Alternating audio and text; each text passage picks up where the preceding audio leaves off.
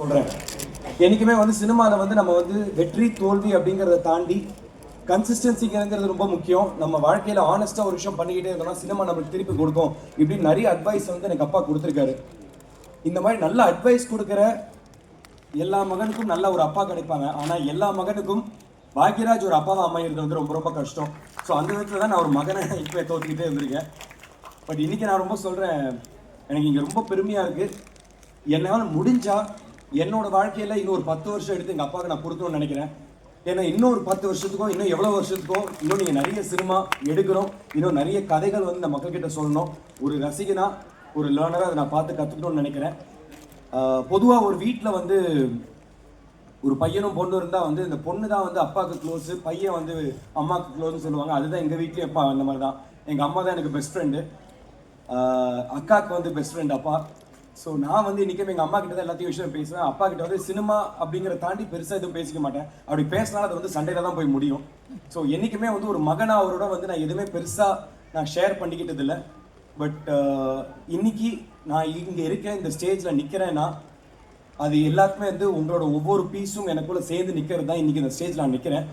So அப்பா, I want to give you one tight hug. எனக்கு அது இந்த ஸ்டேஜில் நான் கண்டிப்பாக அது வேணும்னு நான் நினைக்கிறேன். ஒரு டைட் ஹக் உங்ககிட்ட இருந்து.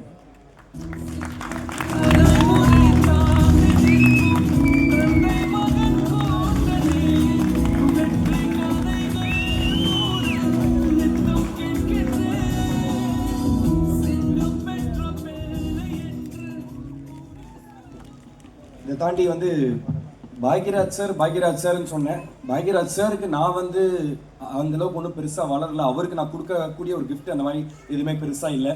பட் ஒரு மகனா எனக்கு தோணுனது ஒரு சின்ன கிஃப்ட்டு உங்களுக்கு நான் கொடுக்கணும்னு நான் நினச்சிருக்கேன். அது இப்போ இந்த விஷுவலில் ப்ளே ஆகும். இது கண்டிப்பாக இது வந்து ஒரு ஒரு ஸ்வீட்டான ஒரு சர்ப்ரைஸாக இருக்கும்னு நான் நம்புகிறேன். I hope you are happy அப்பா. கிஃப்ட் நல்லா இருக்கியா ஐயா? அம்மாவை இந்த இடத்துல நீ எதிர்பார்க்கல இல்லை? இந்த உலகமே உன்னை கொண்டாடுற இடத்துல நான் இல்லாமல் இருந்தா எப்படி? உனக்கு ஞாபகம் இருக்கா? ஒரு நாள் உன்னோட சினிமா போஸ்டில் நீ கழுதி இழுத்துட்டு வர்ற ஃபோட்டோவை பார்த்துட்டு உன் பையன் கழுது மேய்க்க தான் பட்டணத்துக்கு போனான்னு எல்லாரும் கிண்டல் பேசினாங்க ஐயா.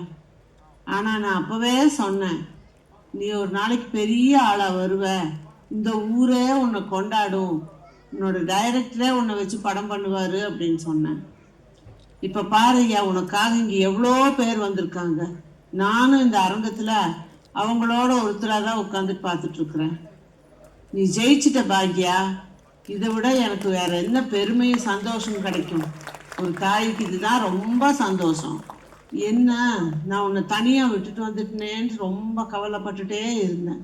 ஆனால் இப்போ இவ்வளோ அழகான ஒரு மனைவி, அன்பான குடும்பம், உன் மேலே வச்சிருக்கிற பாசம், இதெல்லாம் பார்க்க மனசுக்கு நிறைஞ்சு சந்தோஷமாக இருக்குது. பாக்யா, இன்னைக்கு உன்னோட பிறந்த நாளில் 50 ஆண்டுகளான சினிமா பயணம் மட்டும் இல்லைப்பா, இந்த இந்திய சினிமாவில் இனி 100 ஆண்டுகள் டைரக்டர் கே பாக்யராஜன் எல்லாரும் உன்னை கொண்டாடணும். இதுதான் இந்த அம்மாவோடைய ஆசீர்வாதம்.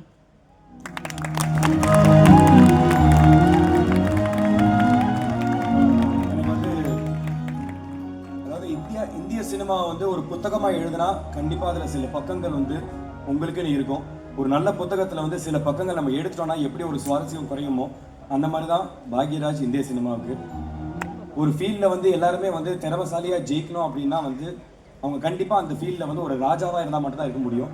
ஆனால் என்னை பொறுத்த வரைக்கும் அது ராஜா இல்லை, அது ராஜ் மட்டும்தான், அது பாக்யராஜ் மட்டும்தான்.